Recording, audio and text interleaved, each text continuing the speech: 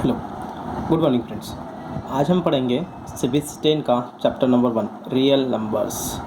अभी ये चैप्टर काफ़ी इजी एंड सिंपल है, बट एक दो कंसेप्ट थोड़े लेंदी है जिसे आपको प्रॉपरली प्रैक्टिस करना है, 2-3 बार लिख के देखना है, देन आराम से आपके माइंड में फिक्स हो जाएगा। तभी हम फर्स्ट कंसेप्ट देखते हैं, Euclid division lemma.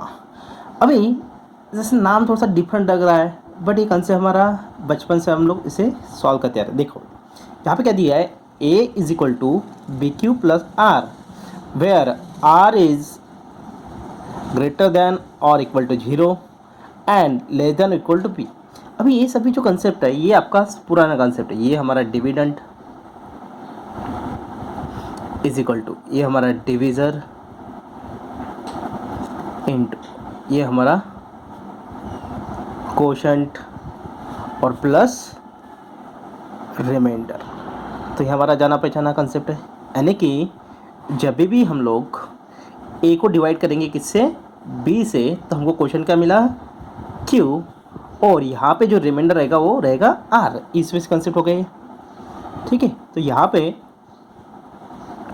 B into Q ये आएगा, माइनस करेंगे तो हमको रिमाइंडर मिलेगा। तो ये जो आर रहता है रिमाइंडर, ये हमेशा ये बी से कम रहेगा। इसका रीज़न क्या है, देखो फॉर एग्जाम्पल अगर हम 15 लेते हैं, 15 को अगर हम डिवाइड करते हैं भाई 15 के फैक्टर्स क्या होते हैं, 3 इंटू 5 इंटू 1, ये इसके फैक्टर्स है। अगर हम इसको 5 से डिवाइड करते हैं तो क्या मिलेगा 15, और यहाँ पे कितना आएगा 0, और यहाँ पे 3 ज़ा, यानी कि ये फैक्टर्स हो गए और ये रिमाइंडर 0 हो गया, तो ये इक्वल टू 0 हो गया। बट यही अगर हम नॉन फैक्टर से डिवाइड करते हैं, जैसे 4 से डिवाइड करते हैं, तो अभी क्या मिलेगा आपको 15, यहाँ पे क्या मिलेगा 12, 4 से ज़ा, और यहाँ पे क्या मिलेगा आपको 3, तो ये 4 से लेस हो गया। देखो यहाँ पे अगर आप वैल्यू पुट करते हो इसमें, या फिर अभी एक नया और लेते हैं 2, 15, यहाँ पे 7 ज़ा, यहाँ पे 14, यहाँ पे 1। अभी इस केस में अगर हम वैल्यू पुट करते हैं, देखो यहाँ पे क्या आएगा, 0 less than equal to, r की वैल्यू कितनी है 0, less than equal less than b, b की वैल्यू कितनी है 5, तो ये वैल्यू हो गया। इस केस में चेक करते हैं, यहाँ पे क्या हो गया 0 less than equal to b की आर की वैल्यू कितनी है 3, और लेस देन की है बी। इस केस में अभी करते हैं, इस केस में 0 less than equal to reminder कितना है 1, और लेस देन क्या है 2, तो रिमाइंडर हमेशा बी, ये वैल्यू किसकी है बी की, ये क्या है रिमाइंडर, और क्या है 0, तो हमेशा 0 और बी के बीच में रहेगा, एक तो इसके इक्वल या इससे लेस। तो ये वैल्यू आपको समझनी है। Is this clear? क्यों, अगर ये इसके इक्वल टू हो गया तो उसका डिवीजन चला जाएगा। फॉर एग्जांपल यहाँ पे इस केस में अगर रिमाइंडर अगर 4 होता था, इसके जब भी क्या होता 4, तो फिर से इसका डिवीजन जाता था। तो इसीलिए इससे कम रहेगा, या फिर इक्वल टू 0 रहेगा, या फिर लेस देन बी रहेगा। तो ये कंसेप्ट बहुत सारे बच्चों को कन्फ्यूजन लगता है। थोड़ा सा एग्जाम्पल को फिर से रिवाइज करो, आपको समझ में आएगा कि ये जो बी है इससे हमेशा रिमाइंडर क्या रहेगा स्मॉल, 0 और डिवीजर के बीच में ही रिमाइंडर रहेगा। अगर आपको बोला कि बी की वैल्यू 6 है, तो रिमाइंडर की वैल्यू क्या क्या हो सकती है, एक तो 0, या फिर 1, 2, 3, 4 या 5 तक जा सकती है 6 से कम। अगर आपको बोला कि बी की वैल्यू 4 है, तो आर की वैल्यू कितनी रह सकती है 0, 1, 2, 3, ओके, 4 से कम।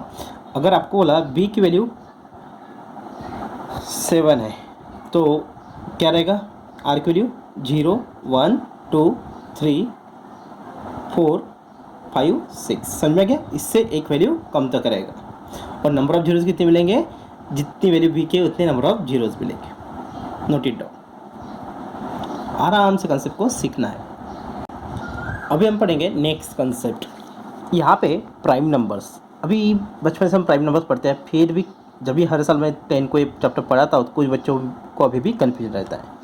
तो number divisible by 1 and it's self, example 5, 7, 11, तो इसको 5 से ही डिवीजन जाएगा, इसको 7 से डिवीजन जाएगा, 11 से, और 1 से डिवीजन जाता ही। ऐसे नंबर्स को हम प्राइम नंबर्स बोलते हैं।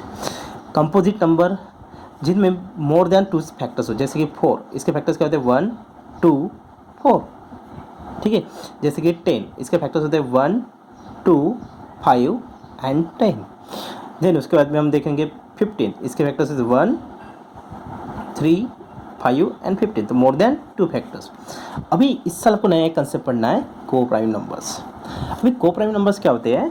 The coprime numbers are a by b numbers, a by b where both are integers. जैसे कि अभी हमने यहाँ पे 2/3 लिया, हमने यहाँ पे 5/6 लिया, यहाँ पे हमने 8/7 लिया, यहाँ पे 9/10 लिया, ये सभी को प्राइम नंबर है। अभी देखो क्यों को प्राइम, अगर हमने दूसरे नंबर देखते हैं अभी 2/6, या फिर हमने लिया 3/9, या हमने लिया 8/24। अभी 2/6 इज़ नॉट ए को प्राइम नंबर। क्यों? क्योंकि इसको डिवीजन जाता है 1/2 से, तो 1/3, तो अभी ये को प्राइम होगा। अभी इन दोनों में कोई भी कॉमन फैक्टर्स अवेलेबल नहीं है। जैसे कि यहाँ पे देखो 3 × 1 लिख सकते हैं, या फिर 3 × 3, अभी कॉमन फैक्टर है दोनों में, तो ये कैंसिल हो गया, ये 1/3 अभी को प्राइम हो गया 25। अभी यहाँ पे देखो 8 को हम लिख सकते हैं 2 × 2 × 2, और 24 को लिख सकते हैं 2 × 2 × 2 × 3, तो ये कॉमन फैक्टर्स थे, तो ये 1/3 हो गया। अगर नंबर हम 6/8 लिखते हैं, अभी एक को प्राइम से क्या? नहीं, क्योंकि इसमें कॉमन क्या है? 2 से डिवीजन गया, तो यहाँ पे क्या रहेगा? 3, और यहाँ पे 4। अभी ये को प्राइम्स हो गए। तो को प्राइम्स का मतलब होता है not having any common factor. Note it down. अभी हम लोग पढ़ेंगे नेक्स्ट थ्योरम नंबर 2। अभी थ्योरम नंबर 2 क्या है? Fundamental theorem of arithmetic. अभी इसका मतलब क्या होता है देख लो, समझ। एवरी कंपोजिट नंबर, अभी एवरी कंपोजिट नंबर, चलो एग्जांपल लेते हैं, 12 is a composite number. Every composite number can be factorise as a product of its prime. Yes, 12 के फैक्टर्स क्या होते हैं बेटा? 1 × 2 × 2 × 3, and this factorisation is unique. This factor is unique, yes, ये अभी यूनिक है, इसके जैसा और कोई नहीं है, क्योंकि ये फैक्टराइजेशन से यही बनेगा और इससे यही बनेगा। Apart from the order in which the factors occurs. Yes, अभी इसको आप ऐसा भी लिख सकते हो 3 × 2 × 2 × 1, और ऐसा भी लिख सकते हो 2 × 3 × 2, या फिर ऐसा भी लिख सकते हो 2 × 3 × 1 × 2। तो भी आंसर क्या आएगा? 12 आएगा। तो ऑर्डर का कोई फ़र्क नहीं पड़ता, बट यहाँ पे ये जो कंपोजिट नंबर है उसके यूनिक फैक्टर्स होंगे। अभी देखो 16 अगर हम लेते हैं तो 16 फैक्टर्स क्या होंगे? 2 × 2 × 2 × 2, तो अभी ये यूनिक हो गया। तो इसका मतलब ये तो ये प्राइम नंबर्स हो गए। ये सभी नंबर्स क्या है? Prime numbers. अगर हमको 25 लेना है तो इसके प्राइम नंबर्स क्या होंगे?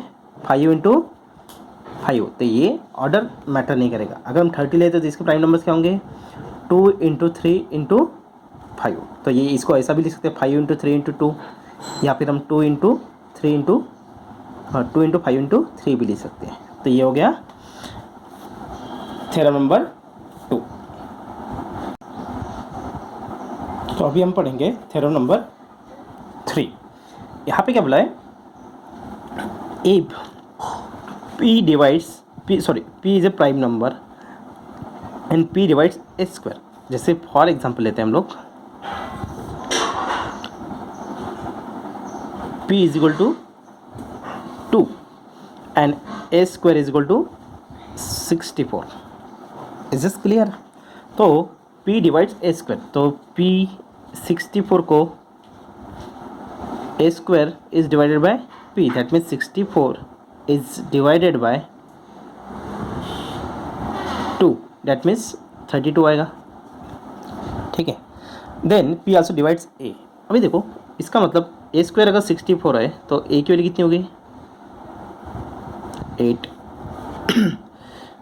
P ने इसको डिवाइड किया, यस, तो 8 जो है A divided by P, that mean 8 divided by 2, इसका आंसर कितना आएगा? 4। तो P अगर A स्क्वायर को डिवाइड करता है तो P A को भी डिवाइड करेगा, that is the theorem. Is this clear? तो ऐसा क्यों होता है? क्योंकि A स्क्वायर का मतलब होता है A × A। ठीक है, जैसे कि यहाँ पे एग्जांपल में होता है 8 × 8, और अगर हम इसको डिवाइड करते हैं p से, तो यहाँ पे हम लोग p से डिवाइड करें तो यहाँ पे क्या हो गया 2 से डिवाइड करना, यानी कि ये इसको डिवाइड करता है, तो that is simple theorem.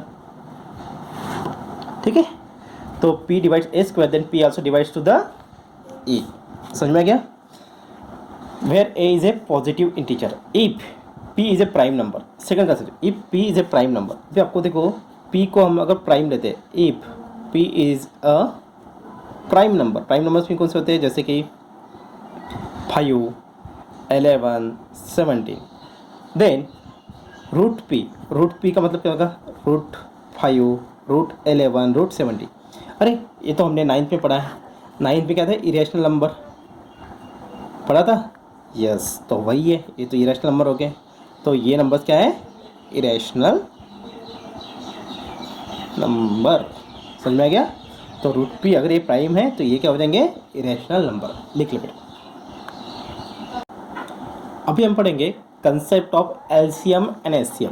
For example, अगर हमने लिए दो नंबर्स, एक लिया 6 एंड एक लिया 8, तो एलसीएम 6 के फैक्टर्स क्या होते हैं, 2 × 3, और 8 के फैक्टर्स क्या होते हैं, 2 × 2 × 2। अभी एलसीएम का मतलब क्या होता है, लोवेस्ट कॉमन मल्टीपल, और एचसीएम का मतलब क्या होता है, highest common factor. Is this clear? अभी इसका कंसेप्ट समझ लो, बाकी तो बुक के हिसाब से हम तो पढ़ते ही रहेंगे। कंसेप्ट क्या होता है, अभी हम 6 का टेबल लिखते हैं, 6 2 ज़ा 12, 3 ज़ा 18, 4 ज़ा 24, 5 ज़ा 30, 36, 48, 48, 54 एंड 60। वही अगर 8 का टेबल लिखते तो 8, 16, 24,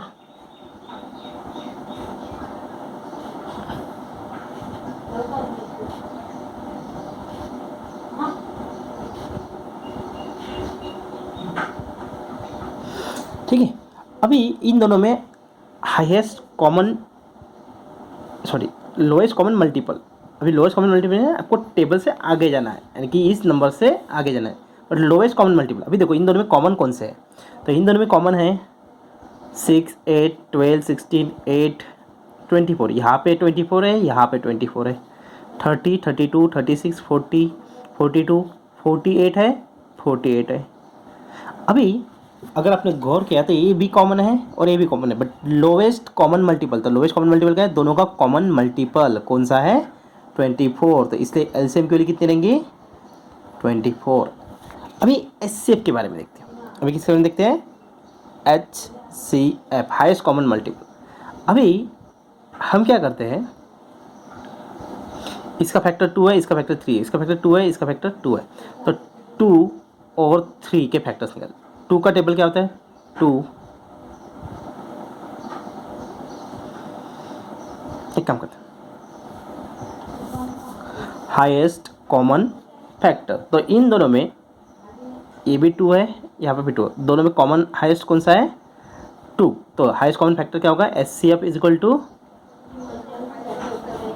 2। और एलसीएम का दूसरा मेथड कौन सा है, एक मेथड है HCF का कि दोनों में कॉमन कौन है। अभी इसके बाद ये जो कॉमन आ गया वो लिखना है आपको, 10, यहाँ पे बचा हुआ कौन सा है वो लिखना है, 2 × 2, और यहाँ पे बचा हुआ कौन सा है, तो ये हो गया आपका 24 LCM। अभी आपके स्कूल की मेथड, स्कूल की एलसीएम निकालने की इजीएस्ट मेथड, तो एक नंबर है 6, सेकंड नंबर है 8।